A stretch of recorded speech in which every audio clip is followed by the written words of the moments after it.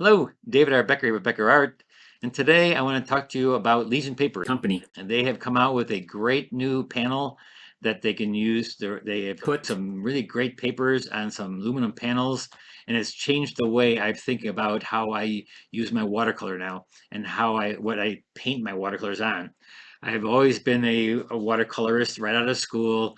I've taught it since 1983. I've taught watercolor, and it's always been on sheets of paper, and we always take it and frame it behind glass. We put a mat on it, and it's never standard size. Usually it's always the size of that whatever we're painting at the moment, and so it's custom size, and it costs so expensive to frame your work. That's what I've been doing my whole time since until COVID. And then I went outside and started painting these plein air events. And as I'm out there, I'm realizing that, boy, these oil painters have it so easy when it comes to framing their work, when it comes to the amount of money they're making for their work, and everything about their work looks so much more quality. And so as I'm asking them, I'm like, these watercolors out there, I go, what can we do to make us like the same as the oil painters? And there are a bunch of them out there that were actually starting to do that. What they would do is they'd make their own panels.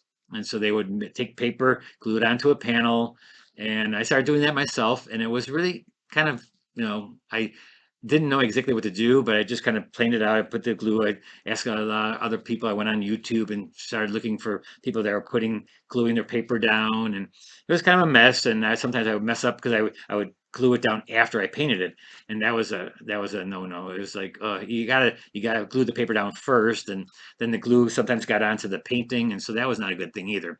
So then when Legion came out with these panels, and I tried them, I think, wow, this is the way to go.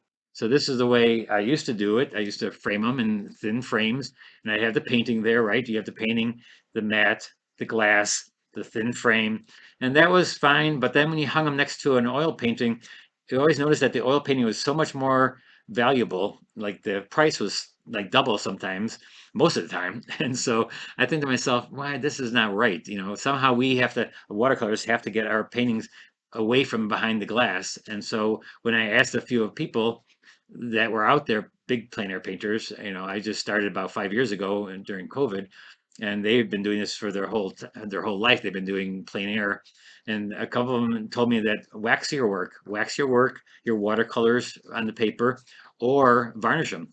And so I'm thinking, wow, that's pretty cool. So I'm thinking, well, I can do that. I'll make the panels first, and I'll do all the waxing, and I'll do the varnishing, and then put them into a plein air frame.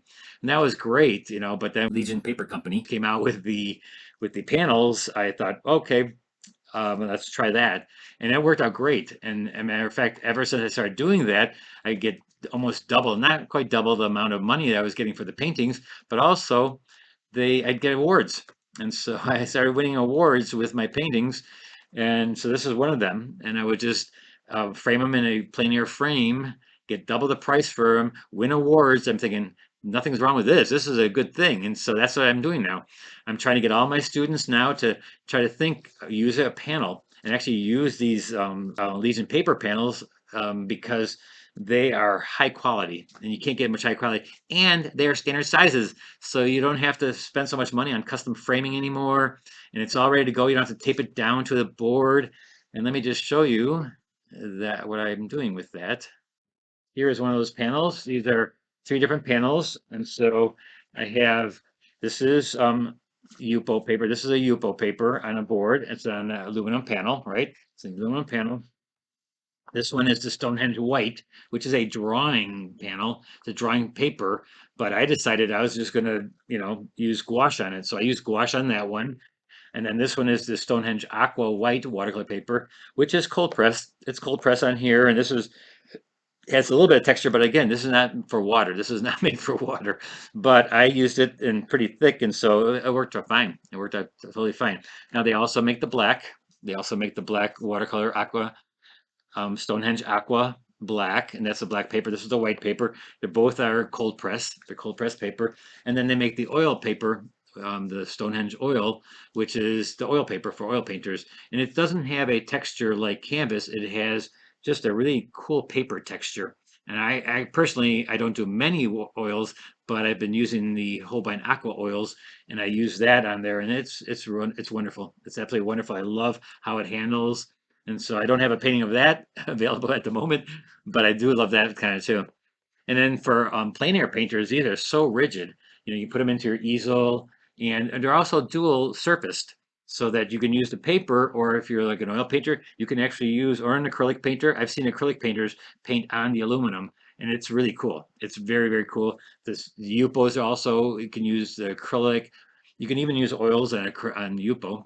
And so, but I would use the oil paper if you're an oil painter.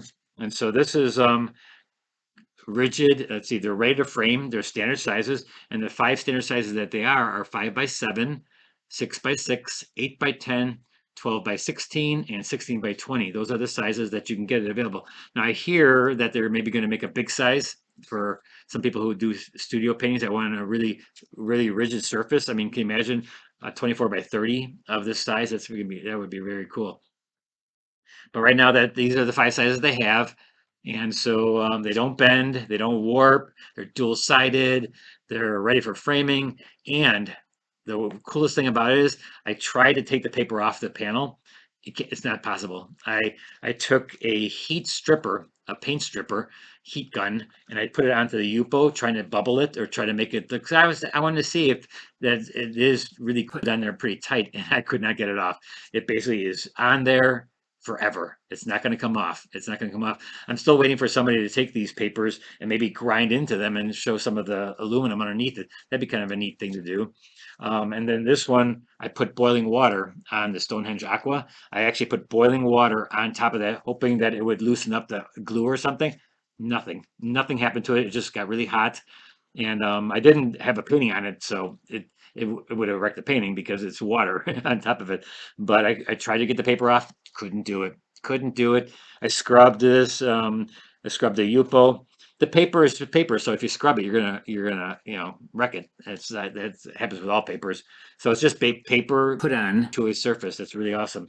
And now for when you're going to frame it as a watercolorist, I can either for the YUPO, I would varnish that. I would varnish it. I wouldn't use the wax. There's cold wax that people use for watercolor, but don't use it on the YUPO because it doesn't absorb into the paper like it does on the Stonehenge Aqua. And that on the Stonehenge Aqua, the you can also varnish this too, but I definitely would varnish the YUPO. This you could varnish it or use the cold wax, but don't use them together. It doesn't defeats the purpose. If you spray it first and then put the wax on it, the wax doesn't it's supposed to penetrate the paper. And so I'm going to show you how to put the glue or the the wax on there. You take a old t-shirt, you just put it into the cold wax. Cold wax is just like what it said it is. It's a wax. You put a little bit on there, you just rub it in. You take it and you rub it in and thinly too, not thick. You don't make it thick where it stays tacky, other it will not dry.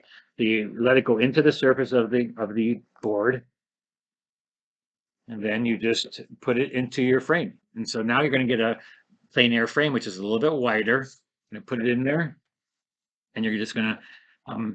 This is what oil painters do. They just put it in there, and then they take one of these point drivers. So these point drivers, you go in there, you just point it in there, hit it into there. Now I had put some in here before, so you just bend them down too, so you can replace it if you need to.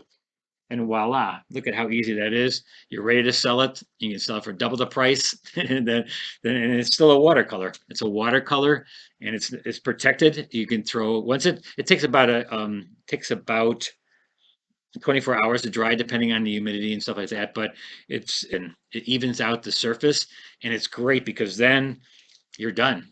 Once it's dry, it'll be protected just like the oils or acrylics. It's protected then, so you don't have to worry about it.